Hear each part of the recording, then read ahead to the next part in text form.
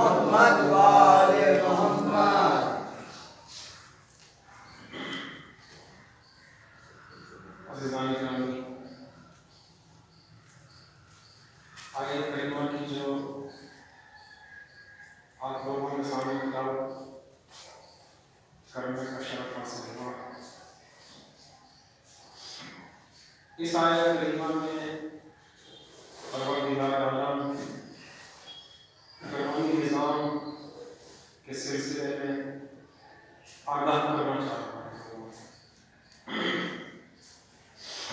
کہ فرعونی نظام کیسا ہوتا ہے، کیسے چلایا جاتا ہے، اس کے نتائج کیا برآمد ہوتے ہیں۔ یہ اس آیت کریمہ میں پروردگار عالم کا پیغام پہنچانا چاہتا ہے۔ پھر دوسری چیز یہ کہ اس میں ایک چیز اور بیان کرنا چاہیے اس سے پہلے کہ آیت کریمہ کے سلسلے سے کچھ آپ کے سامنے گفتگو کی جائے۔ بہت سے جو سوالات ہیں یا اعتراضات اٹھتے ہیں اسلام کے اوپر یا قرآن کریم کے اوپر، کہ قرآن کریم میں کسی چیز کا حل ہمیشہ کے لیے کیسے ہو سکتا ہے، یا قیامت تک کے لیے یہ دعویٰ ہے اور وعدہ ہے قرآن کا کہ اس کے اندر ہر چیز موجود ہے، ہر چیز کا حل موجود ہے قرآن کے اندر۔ تو قرآن کریم جو ہے، پہلی بات تو یہ کہ اسے سمجھنے کے لیے جیسے کہ بہت سی کتابیں ہوتی ہیں، عام کتابوں کو انسان جو ہے نہیں سمجھ پاتا پورے طریقے سے، کہ کتاب کے ایک ایک لفظ اور ایک ایک معنی اور ایک ایک پہلو کو سمجھ جائے تو اس کا دعویٰ نہیں کر سکتا۔ تو ایسے ہی کلام الہی ہے، کلام الہی میں جو ہے محکمات ہیں، متشابہات ہیں، کہ بہت سی آیات ایسی ہیں جو عام آدمی بھی سمجھ سکتے ہیں، بہت سی آیات ایسی ہیں کہ جو مڈل کلاس کے لوگ سمجھ سکتے ہیں، اور بہت سی آیات ایسی ہیں کہ اس کو سمجھنے کے لیے بہت سارے علوم کی ضرورت ہوتی ہے۔ وہ آیت جو ہے ڈائریکٹ سمجھ نہیں آ سکتی جب تک اس کے پیچھے کے بیک گراؤنڈ میں جو ہے اس کی چیزیں انسان نہیں سمجھ پایا، اس کے لیے بہت سارے علوم کی بیس رکھی جاتی ہے اسے سمجھنے کے لیے۔ جیسے مثال کے طور پر ایک اگر انوائرمنٹ کے حساب سے اگر لیا جائے اور کوئی مقولہ کسی نے کہا ہو کہ بھئی یہ ہوا جو اس وقت چل رہی ہے یہ مسموم ہے، کو ہر انسان نہیں سمجھ سکتا جب تک اس کے پیچھے کی چیزیں اس نے نہیں پڑھی ہوں کہ یہ ہوا کیسے مسموم ہو سکتی ہے، کس زمانے میں چل رہی ہے جس کو مسموم کہا گیا۔ اسی صورت سے اگر انجینئر کسی چیز کو کہہ رہا ہے کہ اگر یہاں پہ اس چیز کی بنیاد رکھی جائے گی تو یہ عمارت منہدم ہو جائے گی، اس کو ہر انسان آرام سے نہیں سمجھ سکتا۔ یہ ایک مقولہ، ایک کلیہ ہے، بہت بڑی کتاب اس کے پیچھے ہے جو ایک انجینئر نے پڑھی ہے۔ اس کتاب کو پڑھنے کے بعد اس نے یہ فیصلہ کیا کہ یہ عمارت اگر یہاں کھڑی کی جائے گی تو یہ رک نہیں سکتی، منہدم ہو جائے گی۔ ایک چیز یہ ہے کہ پیاس لگ رہی ہے تو پانی پی لو، ہر انسان کے سمجھ میں آ جائے گی بات، بس باتوں میں بھی اسٹیج اور کیٹیگریز ہوتی ہیں سمجھنے کے لیے۔ ایک وہ باتیں ہوتی ہیں کہ جو عام فہم اور عام انسان بھی سمجھ سکتے ہیں، ایک وہ باتیں ہوتی ہیں کہ جو اس سے اونچی سطح کے سمجھ سکتے ہیں، ایک وہ باتیں ہوتی ہیں کہ جو اس کے لیے پورا جو ہے علم پڑھنا پڑتا ہے، ایک ایک جملے کے پیچھے پوری کتاب ہوتی ہے۔ اب نیوٹن نے جو کہا کہ زمین کے اندر گریویٹی فورس پائی جاتی ہے، بس یہ ایک جملہ، جاذبے کا ایک قانون، لیکن یہ ہم نے سن لیا اور سننے کے بعد میں اسے ہضم کرنے کے لیے ضروری ہے کہ اس کے پیچھے جو لکھی گئی ایک پوری کتاب ہے اس کو پڑھا جائے۔ آپ نے دیکھا ہوگا کہ تھیسس یا تحقیقات جو لکھی جاتی ہیں وہ ایک جملے کے اوپر ہوتی ہے، فقط ایک چیز کو ثابت کرنے کے لیے کہ ہمیں یہ چیز ثابت کرنی ہے، اس کے لیے پوری کتاب اس کے پیچھے ہوتی ہے، ایک جملے کے پیچھے وہ ایک کلیہ ہوتا ہے۔ سوال کھڑا کیا جاتا ہے کہ یہ چیز ایسے کیوں ہوئی یا ایسے ہونی چاہیے نہیں ہونی چاہیے، اس کے بعد میں محقق اس کے اوپر دلائل لاتا ہے، اکٹھی کرتا ہے چاروں طرف سے، اور اکٹھی کرنے کے بعد میں اس کو ثابت کرنے کے لیے ایک اچھی خاصی ضخیم اور موٹی کتاب اکٹھی ہو جاتی ہے۔ تو ایسے ہی قرآن کریم کے سلسلے سے ہو سکتا ہے بعض افراد کی فکر یہ ہو کہ یہ اب سے 1400 سال پہلے آیا تھا، اب اس کا کیا مصرف ہے اس زمانے میں؟ تو یہ 1400 سال پہلے نہیں آیا تھا، بلکہ اس کا ایک ایک جملہ، ایک ایک لفظ، اس کے پیچھے پوری کتاب لکھی جا سکتی ہے۔ لیکن اگر یہ کہا جائے کہ وہ وعدہ جو دعویٰ تھا قرآن کا ہر خشکوتر الا فی کتاب مبین ہے، یعنی کوئی بھی ایسا نہیں ہے خشکوتر جس کا علم اس کتاب کے اندر موجود نہ ہو، تو اگر اس خشکوتر کے اعتبار سے اگر دیکھا جائے کہ اس کا پوری کتابیں اگر ذکر ہوتی تو پھر تو پوری دنیا کے درخت، پوری دنیا کے دریا، یہ سارے کے سارے کم پڑ جاتے ہیں قلم اور روشنائی بننے کے بعد، اور کاغذ بھی کم پڑ جاتے ہیں، ان کو اسٹور کرنے کے لیے جگہ نہیں ہوتی کہ ان ساری چیزوں کو لکھا جاتا اور لکھنے کے بعد میں رکھا جاتا۔ لیکن چونکہ قرآن کریم ایک کلیاتی کتاب ہے، اس کے اندر قوانین بیان ہوئے ہیں، اصولی باتیں اس کے اندر کی گئی، وہ اصولی باتیں جو انسان اس اصول کو سمجھنے کے لیے اس کے پشت صحنہ والی، یعنی جو پس پردہ جو چیزیں ہیں، جو علوم ہیں، اس کو سمجھنے کے لیے اگر وہ اس نے حاصل نہیں کیے ہیں تو ان چیزوں کو نہیں سمجھ سکتا، اور اگر اس کو حاصل کیا ہے اس نے تو ان چیزوں کو سمجھ سکتا ہے۔ جیسے ہمارے سامنے بعض آیات یا بعض جملے بیان کیے جاتے ہیں، ہم نے اگر اس کے بارے میں علم حاصل نہیں کیا تو ہم اسے نہیں سمجھ پاتے، بس فقط اس جملے کی حد تک محدود رہتے ہیں کہ جملہ ہمارے سامنے بیان ہوا ہے۔ لیکن اسی چیز کو جب کوئی عالم دین آنے کے بعد اس کا اینالائسس کرنا شروع کرتا ہے اور اسے کھولنا شروع کرتا ہے بحث کو، تو اس کے بعد ہماری آنکھیں کھلتی ہیں کہ اچھا اس کے پیچھے اتنی بڑی گفتگو ہو سکتی تھی اس جملے کے پیچھے۔ تو کیا مطلب اس سے ظاہر ہوتا ہے کہ جب اس میں بھی کیٹیگریز کہ ایک علماء جو ہے دنیا کے اندر اور معصومین علیہ السلام کی ایک حد ہے. تو جو چیز معصومین علیہ السلام سمجھ سکتے ہیں اور سمجھتے ہیں اور جانتے ہیں کیونکہ وہ قرآن نازل ہے، وہ عام علماء اس چیز کو نہیں سمجھ سکتے جو معصومین علیہ السلام سمجھتے ہیں. اور جو علماء سمجھتے ہیں اس کو ایک عام انسان عامۃ الناس میں سے نہیں سمجھ سکتا کہ یہ کیا چیز ہے. تو اگر اس کے بعد ہم اگر کوئی یہ دعویٰ کرے یا یہ ادعا کرے کہ اس قرآن کے اندر اب اس زمانے کا حل نہیں ہے، اب تو لیٹسٹ زمانہ ہے، ترقی والا زمانہ ہے، تو وہ اس کی سمجھ کی کمی ہو سکتی ہے، اس کی جہالت کا دعویٰ ہو سکتا ہے کہ چونکہ اس کو معلوم نہیں ہے اس کو کیسے سمجھنا چاہیے. مثلا قرآن کے اندر سورہ حجرات میں ایک قانون دیا ہے، قانون کے بارے میں بتا رہا ہوں. قانون قوانین کلی ہیں قرآن کے اندر، اصولی باتیں پیش کی گئی جیسے میتھمیٹکس کی ہوتی ہیں. اب 2 + 2 = 4، 2 اور 2 4 ہوتے ہیں. یہ میتھ نے قانون کیا بیان کر دیا. قانون بیان کرنے کے بعد اب اس کے اوپر انسان کتنی ہی اس کی سمیکرنوں کو حل کر سکتا ہے 2 اور 2 کے فارمولے کے اوپر.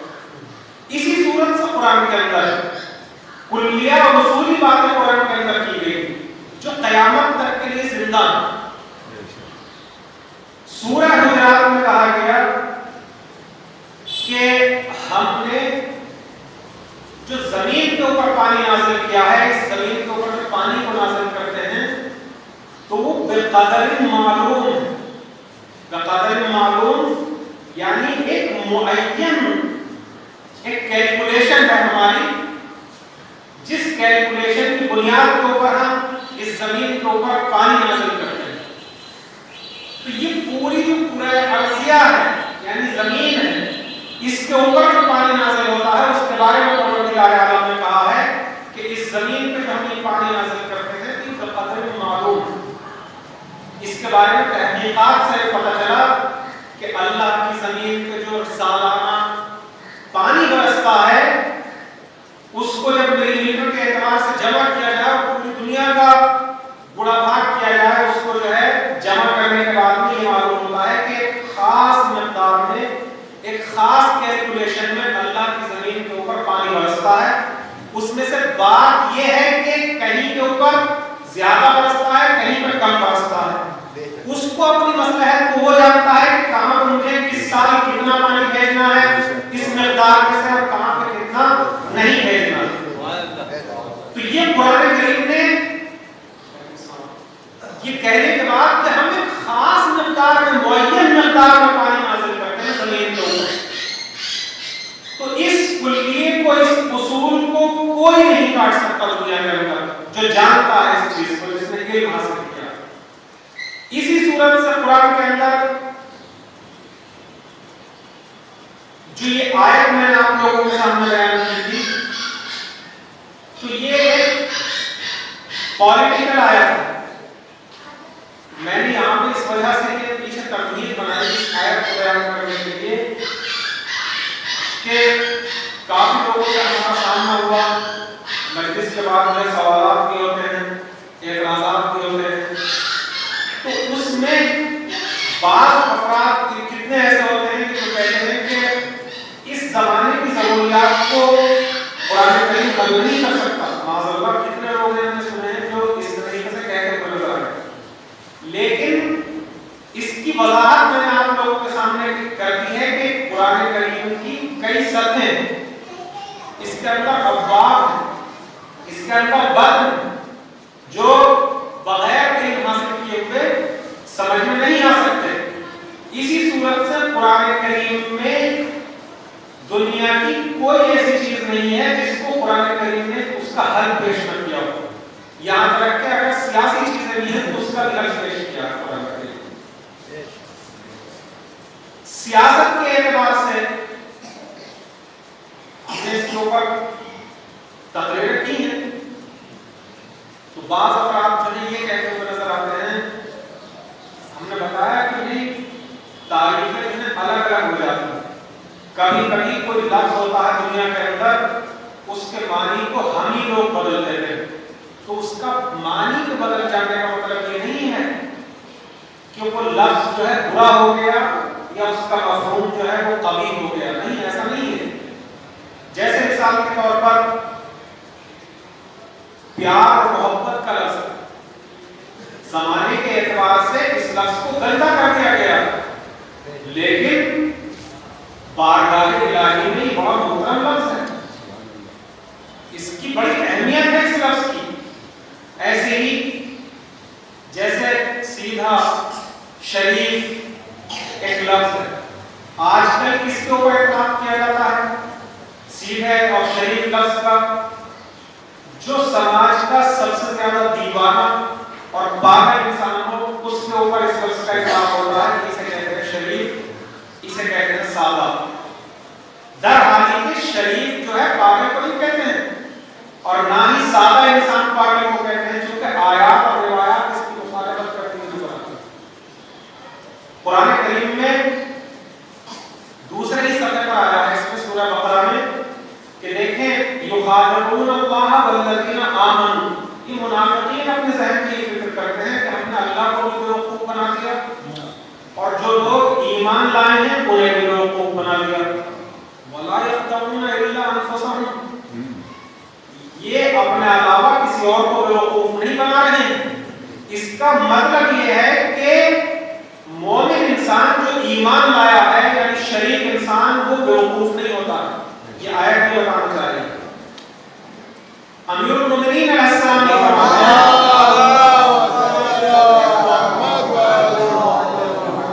المؤمن کیس، مومن بہت ہوشیار ہوتا ہے،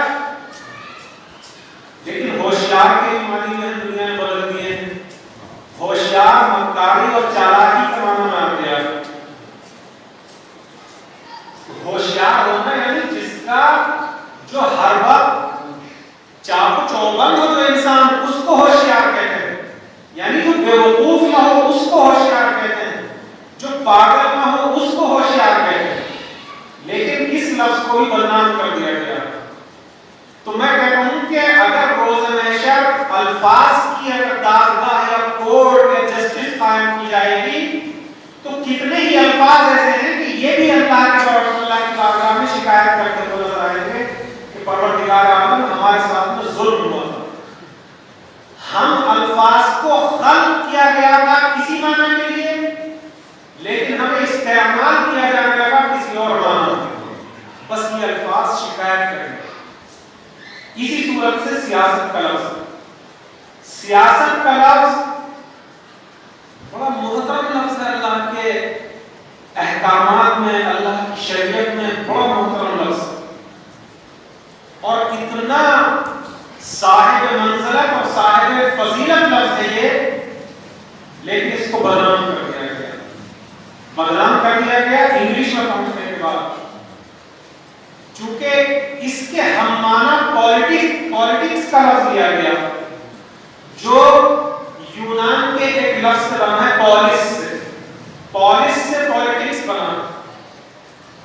یہ پولیٹکس جو ہے آج کل کی اگر ویسٹرن کلچر کی تعریفیں اٹھا کے دیکھیں تو سب کی الگ الگ تعریفیں ہیں. مفکرین ہیں بہرحال، مثلا جیسے جان جیک روسو ہے، یا جس کی سیاست آج اس زمانے تک چل رہی ہے مارکسزم پوری دنیا کے اندر دعویٰ تو اسی کا ہے کہ اسی کے بنیاد کے اوپر چل رہا ہے پورا نظام دنیا کا. اس وقت جو کارل مارکس ہے غرب کے اندر، اس نے ایک انقلاب برپا کر دیا تھا. کس صورت سے؟ نظریات کے ذریعے سے. لیکن وہ بھی ایک سیاست تھی جس کو سوشلزم کے نام سے بھی یاد کیا جاتا ہے. مارکسزم کو جو ہے کیونکہ ان کا جو اقتصادیات ہیں یا معاشیات ہیں یا سوشلوجی ہے، ساری جو مارکس کے نظریات کے اوپر رکھی ہوئی ہے اس کو مارکسزم کے نام سے یاد کیا جاتا ہے. لیکن جو ان کی تعریفیں ہیں مفکرین کی، ان کے علاوہ اور بھی بہت سے، ان کی سب کی تعریفوں کو اٹھا کر کے دیکھا جائے تو سب کا لب و لباب یہ کتابوں کے اندر موجود ہے جو میں نے مطالعہ کیا. سب کا لب و لباب نکل کر کے آتا ہے the use of power، سیاست کا. تو دنیا نے جو سیاست کی تعریف بیان کی وہ یہ ہے کہ قدرت کا اور طاقت کا استعمال چلنا پڑے، انسانیت کا قتل عام کرنا پڑے، انسانیت کو کسی بھی صورت سے مکاری سے، عیاری سے، فریب سے، دھوکہ دڑی سے، کسی بھی اعتبار سے آپ اپنی قدرت اور پاور کو استعمال کریں اور حاکم کریں کسی سماج کے اوپر، یہ اس وقت کی دنیاوی سیاست کی تعریف ہے۔ لیکن جو الہی سیاست ہے، جو سیاست کے اصلی معنی تھے، وہ یہ تھے کہ اس میں بھی الگ الگ تعریفیں۔ مصر کے علماء نے بہت سے، مصر کے مفکرین ہیں جو اسلامی مفکرین ہیں، شہید بہشتی صاحب ہیں، اور اس کے علاوہ امام خمینی ہیں جو عصر حاضر میں تھے، یا اس کے علاوہ بہت سارے مفکرین ہیں اسلامی، ان کی تعریفوں کو اگر جمع کرنے کے بعد ایک کلیہ بنایا جائے اسلامی تاریخ کا، تو اسے کہتے ہیں کہ سیاست یعنی مخلوق خدا، یعنی جو لوگ ہیں دنیا میں اس زمین کے اوپر اللہ کی، ان کے امور کو، ان کے احکام کو بدرجہ احسن، بدرجہ اولا ادارہ کرنے کو سیاست کہتے ہیں۔ یعنی ان کے اوپر مکاری حاکم کرنے کو سیاست نہیں کہتے، ان کے اوپر عیاری حاکم کرنے کو سیاست نہیں کہتے، بلکہ اللہ کی مخلوق کے اوپر، مخلوقات کے اوپر کسی بھی اعتبار سے دھوکہ دڑی سے یا کیسے بھی کسی حکومت کو برقرار کرنے کو سیاست نہیں کہتے، بلکہ ان کے امور کو بدرجہ اولا، بدرجہ احسن ادارہ کرنے کو کیا کہتے ہیں؟ سیاست کہتے ہیں۔ اس کے اوپر اس میں آپ یہ بتائیں، اس میں کوئی شک و شبہ باقی ہے دونوں تعریفوں کے اندر؟ تعریف ہے الگ الگ، ایک انسان کسی چیز کو اس اینگل سے دیکھ رہا ہے، ایک انسان اسی چیز کو اس اینگل سے دیکھ رہا ہے، ادھر سے اس اینگل سے جب دیکھ رہا ہے تو کھڑا ہو کر کے تعریف کر رہا ہے سیاست کی the use of power، ادھر سے اس اینگل سے سیاست کو دیکھ رہا ہے تو یہ اس کی تعریف کر رہا ہے کہ نہیں، لوگوں کی ضروریات کو، معاشیات کو، سیاسیات کو، اجتماعیات کو بدرجہ احسن ادارہ کرنے کو سیاست کہتے ہیں۔ تعریف الگ الگ ہے۔ ایک انسان جو مکار ہے اس صورت سے تعریف کر رہا ہے، ایک انسان جو الہی راستے پر چل رہا ہو، الہی سیاست دیکھ رہا ہو، وہ اس صورت سے تعریف کر رہا ہو۔ تو اس کے اندر کوئی شک و شبہ باقی نہیں رہا۔ سیاست محترم لفظ تھا، محترم اس وجہ سے تھا کہ اگر زیارت ناحیہ میں آپ اٹھا کر دیکھیں کہ جو امام ہادی علیہ السلام کی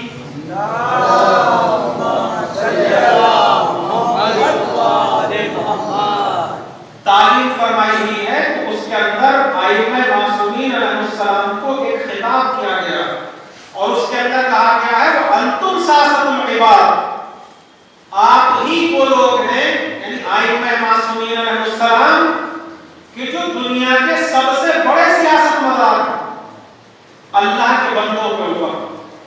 تو اگر سیاست برا لفظ ہوتا یا اس والے زاویہ فکر سے ہم دیکھ رہے ہوتے کہ جہاں پر عیاری اور مکاری تعریف کی گئی ہے تو بالکل ایک دم یہ بالکل غلط ہے، ہم نہیں کہہ سکتے ائمہ معصومین علیہ السلام کو کہ آپ سیاست مدار ہیں۔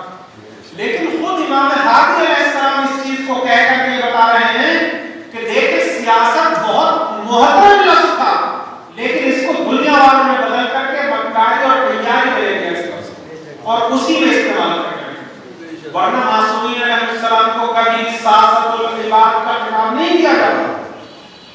ہمارے پاس سینکڑوں حدیثیں ہیں، آیتیں ہیں قرآن کے اندر جو دلالت کرتی ہیں اس چیز کی طرف کہ سیاست کیسی ہونی چاہیے۔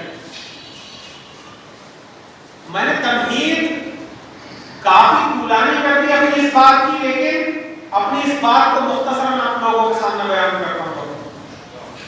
جو آیت آپ لوگوں کے سامنے میں نے پیش کی کہ ان فرعون علا فی الارض وجعل اہلها شیعا، کہ دیکھیں یہ کون سی والی سیاست بیان ہو رہی ہے قرآن کے اندر؟ وہی والی کہ جو آج کے زمانے میں دنیاوی سیاست مداروں نے اس کی تعریف کو مقرر کیا اور اسی کو عمل کر رہے ہیں۔ یہ کئی ہزار سال پہلے پروردگار عالم قرآن کریم میں فرما رہا ہے. بہت سے لوگ سوچتے ہیں کہ شاید ہمارا تو بڑا امتیاز ہے, ہم نے کوئی ایک نئی چیز ایجاد کی ہے, ہم نے کہ ہم نے انگریزوں کے زمانے میں ایک لفظ ایجاد کرنے کے بعد کہا کہ انگریزوں نے ایک سیاست چلی تھی, توڑو پھوڑو حکومت کرو, ڈیوائڈ اینڈ رول والی سیاست. لیکن اللہ تعالیٰ کہہ رہا ہے کہ دیکھیں قرآن کریم 1400 کچھ برس پہلے آیا. اگر قرآن کریم کے اعتبار سے اس کی تاریخ لی جائے تو 1400 کچھ سال کی یہی تاریخ ہو گئی جتنے پہلے سیاست بیان ہو رہی ہے قرآن کریم. اور قرآن کریم اس سے بھی پہلی ہزاروں سال پہلی تاریخ کو بیان کر رہا ہے, فرعون کی تاریخ, جو جناب ابراہیم علیہ السلام کے پوتے جناب یوسف کے زمانے کی تاریخ, اس تاریخ کو یا جناب موسیٰ کے زمانے کی تاریخ کو.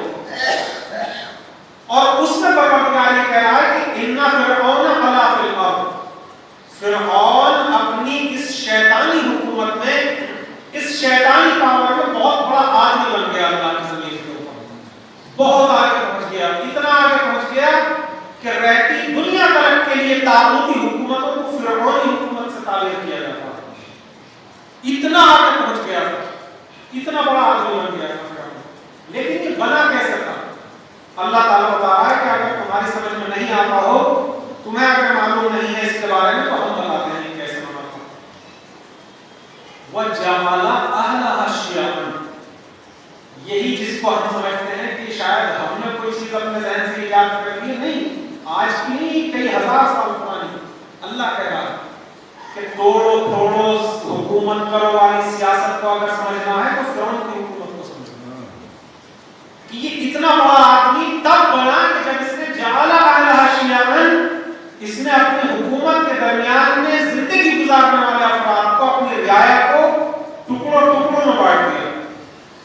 اس نے ذات پات کی لڑائی ان کے درمیان میں شروع کر دی, اور اسی کے ساتھ ساتھ کس صورت سے یہ بانٹ دیا. بانٹنے کے بعد کہا جو اپنے چمچے تھے یا اپنے دلال اور اپنے جواسیس تھے ان کے اوپر ہاتھ رکھ دیا. انہیں کہا کہ تم بہت بہترین آدمی ہو, تم ہمارے آدمی ہو, اور ہمارے نزدیک بڑے محترم اور سربلند ہو.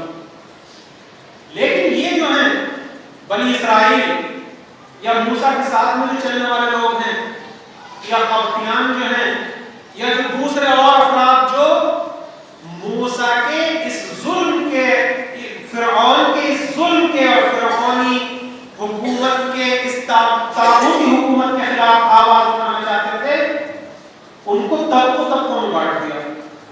اور جب یہ قوم بٹ گئی تو بٹنے کے بعد اس کا نتیجہ کیا ہوتا ہے وہ قرآن میں بتایا. بڑا عجیب نتیجہ ہے. ایک تو یہ بتایا کہ دیکھیں کوئی بھی زمانے کا طاغوت, کوئی بھی زمانے کا فرعون جب تک اپنی توڑو پھوڑو حکومت کرو والی سیاست میں کامیاب نہیں ہوتا کہ جب تک اپنی رعایا کو ٹکڑوں ٹکڑوں میں نہ بانٹ دے, اور وہ اپنے ملک کو تباہ کر دیتا ہے اس وقت, جیسا کہ فرعون نے کیا. لیکن جب امت اور قوم اس حکومت میں زندگی گزارنے والی اتنی بیوقوف اور باؤلی ہو جاتی ہے کہ وہ فرعونی ہتھ کنڈوں کو نہیں سمجھ پاتی اور آپس میں بٹ جاتی ہے, تو اس کے نتائج تھوڑے خطرناک نکلتے ہیں. وہ کیا نکلتے ہیں؟ دیکھیں میں بتا رہا ہوں کہ قرآن اصولی اور کلیاتی باتیں کرتا ہے ہر زمانے کے لیے. یہ فقط فرعون کے زمانے کے لیے نہیں ہے یہ والی آیت, بلکہ ہر زمانے میں آپ جب بھی دیکھیں گے اپنی بصیرت کے ساتھ میں تو آپ کو ملے گا کہ کیا پروردگار عالم نے سچ فرمایا ہے اس واقعے کو, کہ ہر زمانے میں یہ ہوتا ہے. کلیہ کیا ہے کہ جب بھی کوئی فرعون یا طاغوتی حاکم اوپر بڑھتا ہے تو اس کا طریقہ کیا ہوتا ہے, یہ کلیہ. قیامت تک جو بھی اس راستے پر چلے گا اس کو وہی چیز حاصل ہوگی جو فرعون کو ہوئی. اور اس کے ساتھ ہی ساتھ جب رعایا بھی اتنی بیوقوف ہو جائے کہ اس کو اپنے حقوق کی پرواہ نہ رہے اور فرعون کی طرح سے آپس میں بٹ جائے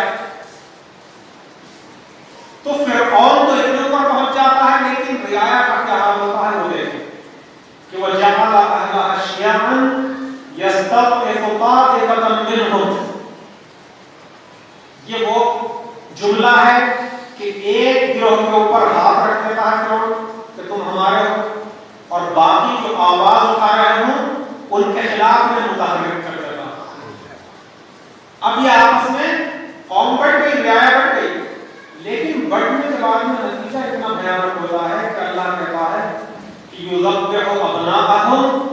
پہلا مرحلہ اس کا کیا ہوتا ہے؟ موت لنچنگ ہوتی ہے. فرعون کے زمانے میں جو چونکہ یذبح جو لفظ ہے قرآن کریم کا ایک ایک لفظ حکمت سے خالی نہیں ہے. میں وہی کہہ رہا تھا نا کہ ایک سمجھنے کے لیے علم کی ضرورت ہوتی ہے. مجھ سے دو لفظ آتے ہیں، ان دو لفظوں کے ذریعے سے جو میں سمجھ پایا ہوں، کیونکہ ایک لفظ یذبح ہوتا ہے ذبح کرنے کے سلسلے میں، مارنے کے قتل کرنے کے سلسلے میں یذبح ہو، اور ایک لفظ استعمال ہوتا ہے یذبح. دونوں کے معنی ایک ہی ہیں لیکن معنی میں تھوڑا سا فرق ہے. جو یذبح استعمال ہوتا ہے وہ تو عام طریقے سے قتل عام کو کہتے ہیں، لیکن یذبح عربی زبان میں ابواب کہلاتے ہیں. اس کے صرف والے چیپٹر میں جانے کے بعد ان ابواب میں ایک باب کہلاتا ہے باب تفعیل. باب تفعیل میں پہنچنے کے بعد کوئی ورب اپنے معنی میں شدت اختیار کر لیتی ہے. تو یہ جو یذبح والا جو لفظ استعمال ہوا ہے قرآن میں، یہ باب تفعیل میں پہنچ گیا. یہ ذبح والا جو لفظ تھا یہ عام لفظ تھا، تو جب کہا جائے گا یذبح تو معنی ہوں گے عام طریقے کا معمول قتل عام. لیکن جب کہا جائے گا یذبح تو اس کا مطلب ہوتا ہے کہ دردناک طریقے سے، جتنا بھی شدید طریقے سے درد دے کر کے قتل کیا جا سکتا ہے وہ والا قتل عام. یذبح کا معنی یہ. تو فرعون نے کیا کیا؟ شدید ترین طریقے سے ان کے جوانوں کو قتل کرنا شروع کر دیا. جوان میں نے لفظ کیوں استعمال کیا؟ چونکہ اللہ نے کہا ہے یہ لفظ. اللہ نے یہ نہیں کہا کہ یذبح رجالہم.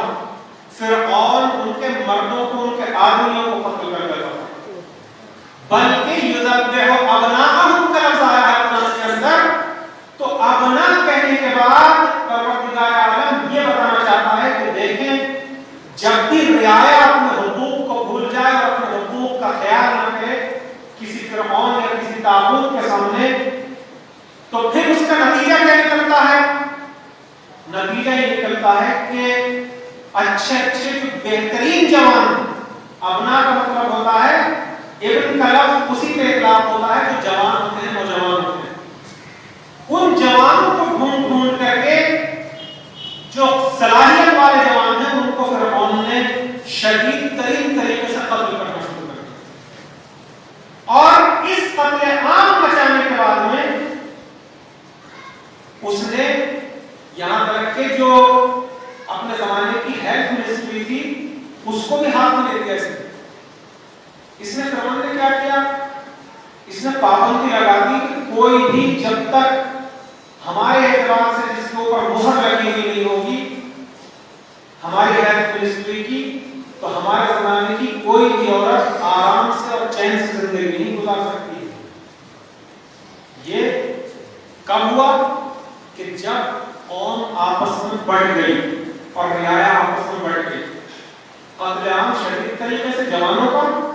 اور عورتوں کے لیے کیا حکم آیا؟ عورتوں کے لیے حکم آیا کہ کوئی بھی عورت ہماری ہیلتھ منسٹری کی تائید کے بغیر آرام سے اور اطمینان سے زندگی نہیں گزار سکتی. ہمارے یہاں حمل چیک ہوگا، ہمارے ہی ڈاکٹرز، ہمارے اطباء جو ہیں وہ حمل کو چیک کریں گے اور چیک کرنے کے بعد میں پاس کریں گے کہ ہاں آپ یہ عورت آرام اور اطمینان سے زندگی گزارنا قابل ہے. فرعون حکومت میں آئی. یہ کب ہوتا ہے؟ کہ جب فرعونی حکومت میں رہنے والی عوام اور وہ رعایا جو تھی آپس میں ٹکڑوں میں بٹ گئی. اب فرعون آزاد ہے، کسی صورت سے ان کو قتل عام کرے. یہاں تک کہ ایسا قتل عام کیا اس نے کہ جب اپنے ہی جادوگر کو بلانے کے بعد جب جناب موسیٰ کے مقابلے پر وہ ہار گئے الہی طاقت کے سامنے، تو فرعون نے ان کی سزا کا بھی جو اعلان کیا تھا تو یہ کہا تھا کہ اقطعوا ایدیکم وارجلکم من خلاف، تمہارے ہاتھ اور پیروں کو من خلاف کاٹوں گا، بیلنس کے خلاف، یعنی جتنی اذیت دے کر کے تمہیں قتل کیا جا سکتا ہے اس صورت سے تمہیں قتل کیا جائے گا۔ یہ فرعونی حکومت کی سزائیں ہوتی ہیں۔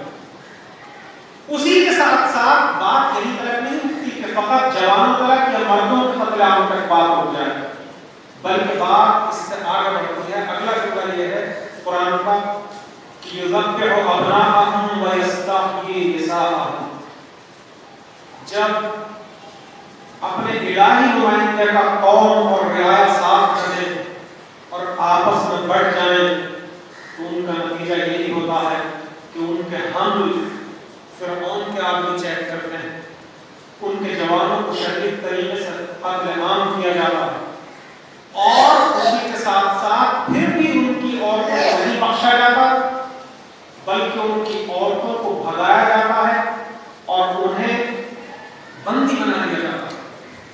یہ فرعونی زمانے کا قرآن نازل کر رہا ہے کہ فرعون نے یہ کام کیا۔ وَيَسْتَحْيِي نِسَاءَهُمْ، آخر میں یہ نوبت پہنچی کہ ان کی عورتوں کو بھی اگر کوئی بھگا کر کے لے جائے، بندی بنا لے، تو پھر ان کے اوپر کوئی اثر ہونے والا نہیں تھا۔ اور جب دیوالی حالت طاری ہو جاتی ہے کسی بھی قوم کے اوپر کہ جب ناموس پہ بات آنے کے بعد بھی بے غیرتی کے تمام چھا جائے تو یہ آخری مرحلہ ہوتا ہے کسی بھی قوم کا۔ چونکہ یہ قوم ایسی ہو چکی تھی کہ ایک ڈکٹیٹر فرعون سے بہت زیادہ پریشان ہونے کے بعد بھی فرعون نے اتنا ظلم کیا، اتنا ظلم کرنے کے بعد بھی جو الہی نمائندہ ہے انہیں نجات بھی اگر دینا چاہتا ہے، دریائے نیل کے کنارے پر جا کر کے کھڑا ہو جاتا ہے بنی اسرائیل کے ساتھ، اور وہ کہہ رہے ہیں کہ میں تمہاری نجات کا انتظام کر رہا ہوں، تو اس کے باوجود یہ قوم یہ کہتی ہوئی نظر آتی ہے کہ موسیٰ بس اللہ ہی تمہارا حساب کرے، تمہارے آنے سے پہلے بھی ہم مصیبتوں میں ہی تھے اور تمہارے آنے کے بعد بھی مصیبتوں میں ہی تھے، ابھی تک تو ہمیں اتنا خطرہ نہیں تھا اگر ہم وہیں رہتے فرعون کے دربار میں، اب تم نے لا کے الٹا لو اور زیادہ پھنسا دیا ہے دریا کے کنارے، اب سامنے سے بھی فوج آ رہی ہے اور تم نے یہاں لا کر کے الٹا ہمیں یہاں پر پھنسا دیا، بھاگنے کا راستہ نہیں ہے کہ کہیں کو بھاگ جاتے دریا نیل کے کنارے کو بھاگ۔ لیکن دیکھیں اللہ وہاں سے اپنی تدبیر کو کرتا ہے، جب رعایا یا قوم الہی نمائندے کے ساتھ رہتی ہے تو اللہ وہاں سے تدبیر کرتا ہے جہاں انسانی فکر نہیں پہنچ سکتی۔ اللہ نے کیا کیا کہ تمام کے تمام جتنے بھی جناب موسیٰ والے تھے اس راستے کے برپا ہونے کے بعد سب کو نکل گیا، اللہ نے آخری آدمی جب تک نہ نکل گئے، ادھر سے فرعون کی فوج اور فرعون کا لشکر بھی پیچھا کر رہا ہے، اس نے بھی موقع پا کر کے کہ جب انہیں کچھ نہیں ہو رہا، راستہ بن چکا ہے تو ہمیں بھی کچھ نہیں ہوگا، تو اللہ نے پورا انتظار کیا۔ ایسا نہیں کہ جناب موسیٰ کے آدمی نکل گئے تو اب اسے دوبارہ سے بند کر دیا گیا، نہیں، انتظار کیا گیا کہ آخری آدمی جو پیچھے والا رہ گیا ہے وہ بھی پہلے باری ہو جائے اس راستے میں، اس کے بعد میں ہم اس راستے کو بند کریں۔ جب سارا فرعون کا لشکر وارد ہو گیا اس راستے کے اندر تو اللہ تعالیٰ نے موجوں کو جو رکی ہوئی تھی دوبارہ سے حکم کیا کہ اب دوبارہ سے مل جاؤ، وہ موجیں مل گئی اور فرعون کا پورا لشکر اس کے اندر غرق ہوتا ہوا نظر آیا۔ اور کیا یہ قرآن کی سچائی نہیں ہے قیامت تک کے لیے؟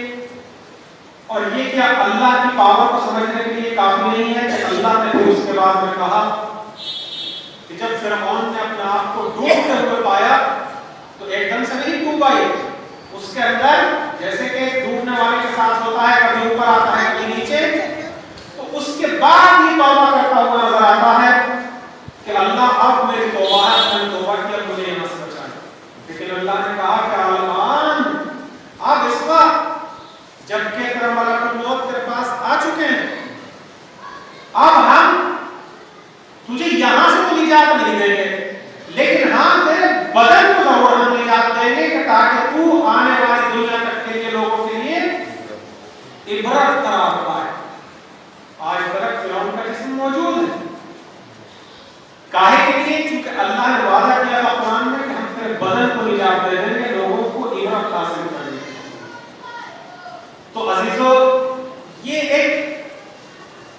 پولیٹیکل آیت تھی، پولیٹیکل سے مراد یعنی الہی سیاست والی، کہ جو اللہ نے قرآن کے اندر بیان کی بہت ساری آیتیں ہیں، اس کے اوپر باقاعدہ کلاس ہو سکتی ہیں، لیکن یہ ایک آیت تھی کہ دیکھیں کبھی بھی طاغوتی نظام یا فرعونی نظام کیسے برپا ہوتا ہے اللہ کی زمین پر، اور کیسے اتنا ظلم کے اوپر پہنچ جاتا ہے۔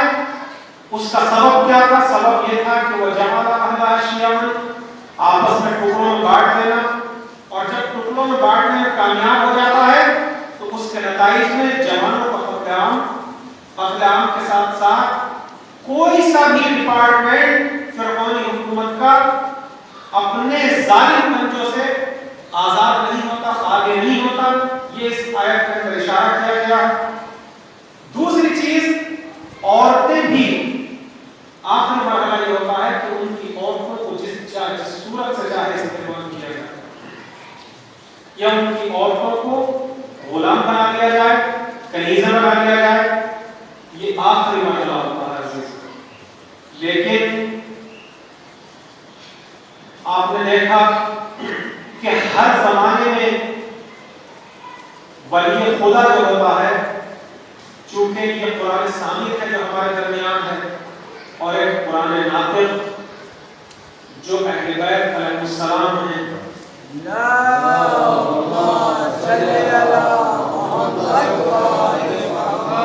نے آپ لوگوں کی زحمت تمام کی، ہر زمانے کا جو ولی خدا ہے وہ ان چیزوں سے امتوں کو آگاہ کرتا ہوا نظر آتا ہے، لیکن یہ امت ہوتی ہیں کہ جو اپنی سرنوشت کو اختیار کرتی ہیں کہ ہمیں کس حالت میں رہنا۔ اگر وہ امتیں اپنے ولی خدا کے راستے پر آ جائیں تو وہ تمام طرح کے ظلم و ستم سے آزاد ہوتی ہوئی نظر آتی ہیں، جیسے بعض انبیاء کے زمانے میں ہوا۔ فقط ایک جناب یوسف کا نام کہہ رہا ہوں، اس میں سے جناب یوسف کے زمانے میں بھی اللہ کی زمین کے اوپر الہی حکومت برپا ہوئی اور لوگوں کو انصاف ملا۔ اسی صورت سے رسول گرامی کے زمانے میں، اسی صورت سے امیر المؤمنین علیہ السلام کے زمانے میں، اور یہ سب آگاہ کرتے رہتے ہیں کہ دیکھیں فرعونی اور طاغوتی نظام کسے کہتے ہیں اور الہی نظام کسے کہتے ہیں۔ اگر طاغوتی نظام کو قبول کرو گے تو اس کے نتائج یہ ہیں، اور فرعونی نظام کو قبول کرو گے تو اس کے نتائج یہ ہیں، اور الہی نظام کے۔ اسی صورت سے امام حسین علیہ السلام بھی اپنے اعتبار سے امت مسلمہ کو گام گام پر ہمیشہ سمجھاتے رہے اور بتاتے رہے، یہاں تک کہ کربلا سے پہلے جب کربلا برپا ہونا چاہتی تھی تو امام علیہ السلام نے جب مدینے سے سفر کیا ہے اور سفر کرنے کے بعد کربلا برپا کرنے کے لیے جو ہے اپنے گھر بار چھوڑ کر کے باہر نکلے ہیں، تو امام علیہ السلام نے فقط یہ نہیں کیا کہ اپنی فرائض بیان کیے ہیں کہ انی لم اخرج من المدینہ اشرا ولا مضرا، میں مدینے سے اس وجہ سے نہیں نکل رہا ہوں کہ کسی حکومت کے لالچ میں یا طاغوتی نظام کو برپا کرنے کے لیے، ظلم برپا کرنے کے لیے نہیں، بلکہ انما خرجت لطلب الاصلاح فی امت نبی رسول اللہ، بلکہ میں نکل رہا ہوں، کس لیے نکل رہا ہوں؟ اپنے نانا رسول اللہ کی امت میں جو خامیاں پیدا کر دی ہیں امت مسلمہ کے پاس میں، ان کی اصلاح کے لیے کر رہا ہوں۔ یہ تو اپنے فرائض تھے، لیکن اپنے فرائض کے ساتھ ساتھ رعایا کے فرائض کو بھی برابر بیان کرتے رہے، اور امام علیہ السلام نے جو اپنی ذمہ داری پوری کرنی تھی وہ پوری کی۔ آپ نے ایک صلوات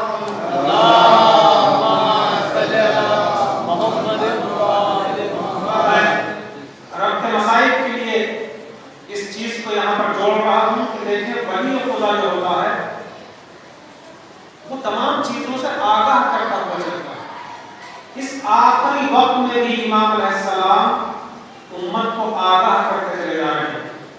فرعونی و طاغوتی نظام کے بارے میں آپ برابر تقریر کر رہے ہیں راستے میں. بہت ساری تقریریں ہیں کہ ان کو بیان کرنے کا یہاں میرے پاس وقت نہیں ہے. میں جلدی سے مسائل کی طرف فارغ ہونا چاہتا ہوں.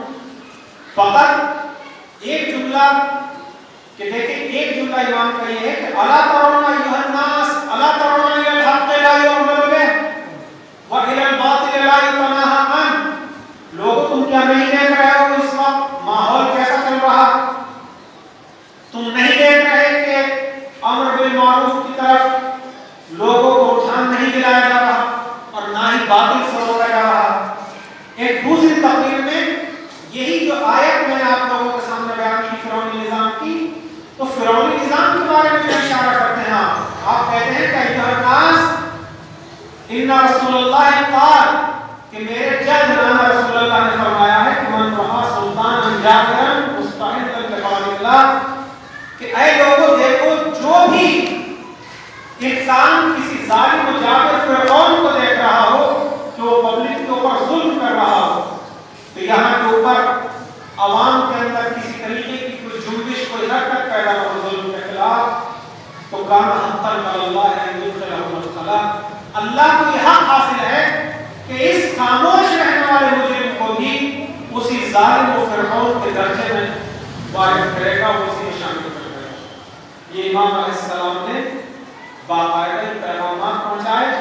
اور آخری مرحلہ وہ ہے کہ روز عاشور بہت سارے پیغامات ہیں لیکن ان کے لیے بہت سارا وقت چاہیے.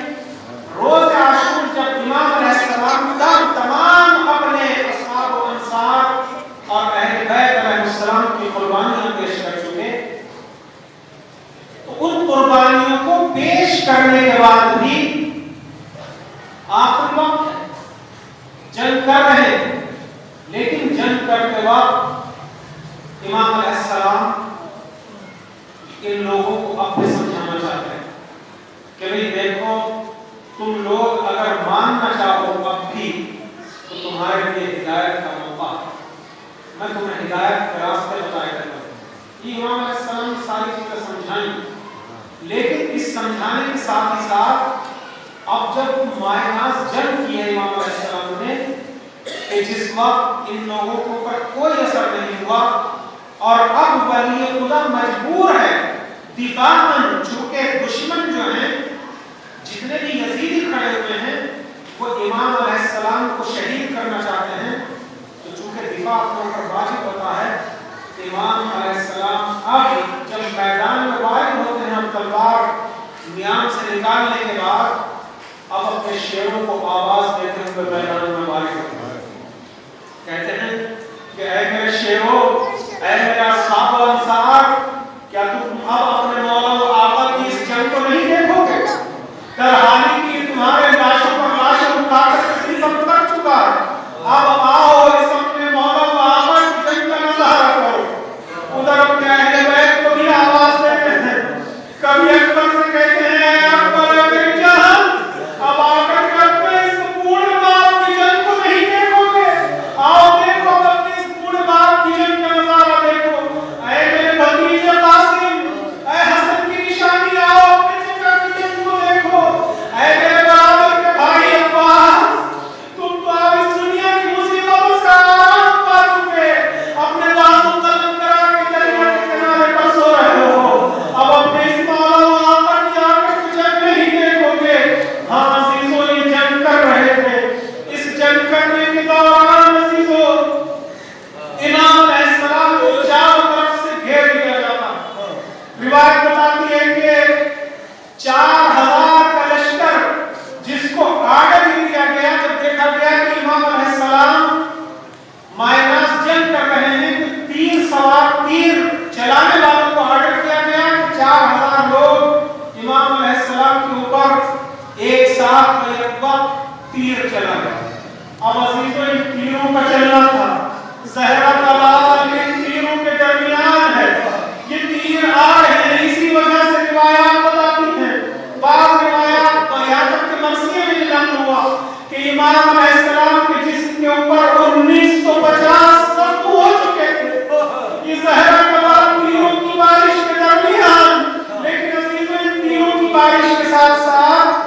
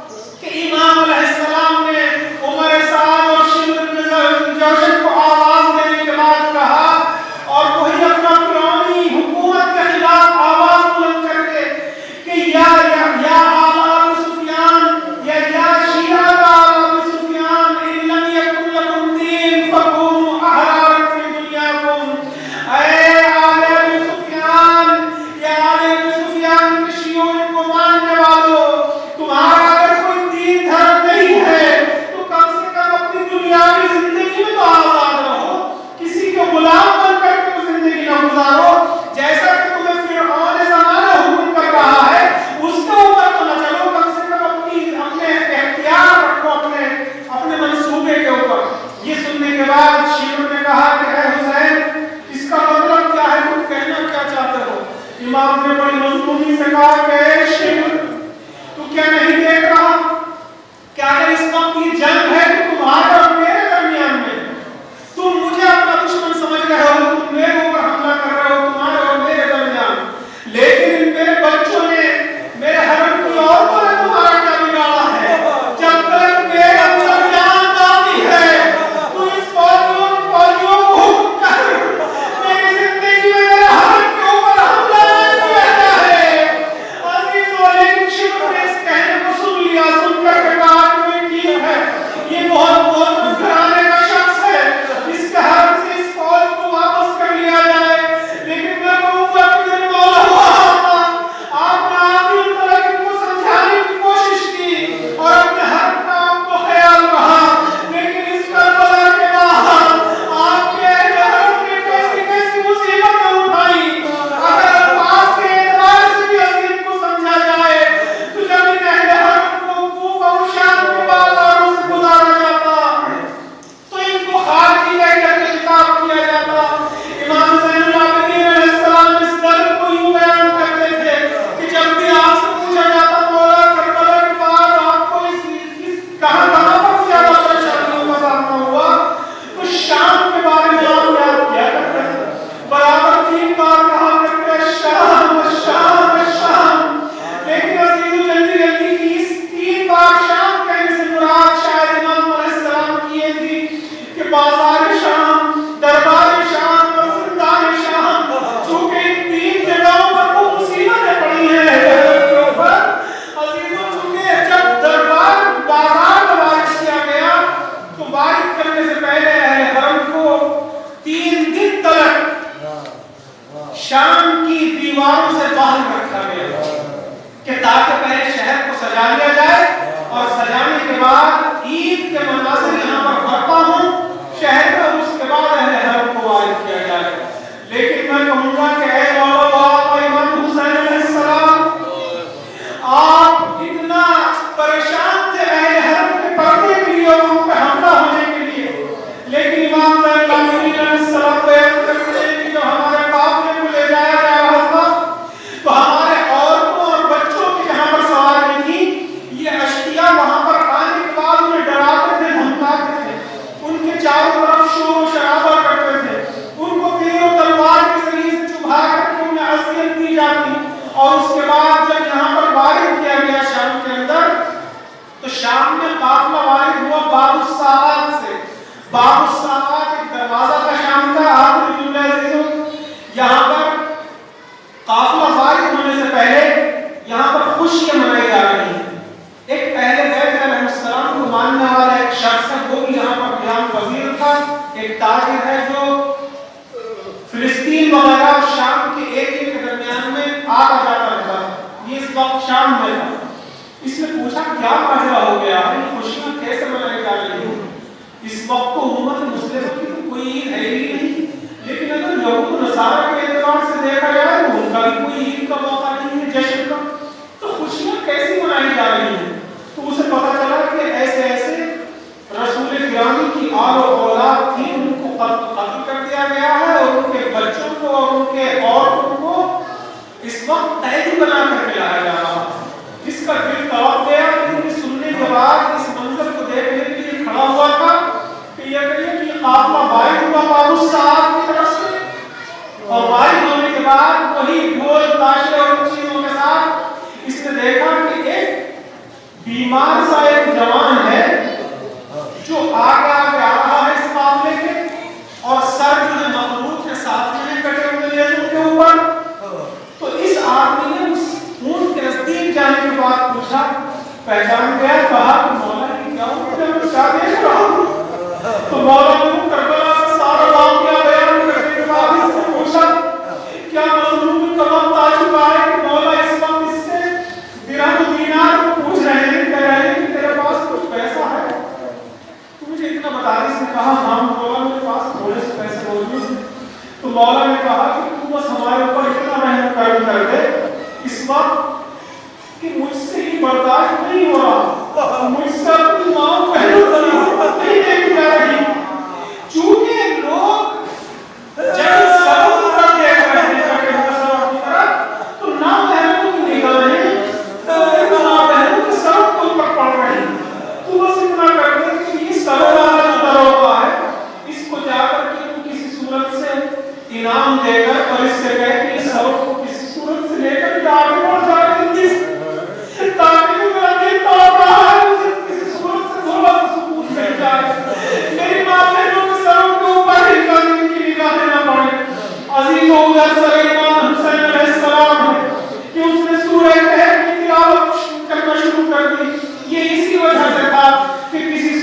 سے شیطانیوں کے سروں پر نامحرموں کی نگاہیں زیادہ نہ پڑے.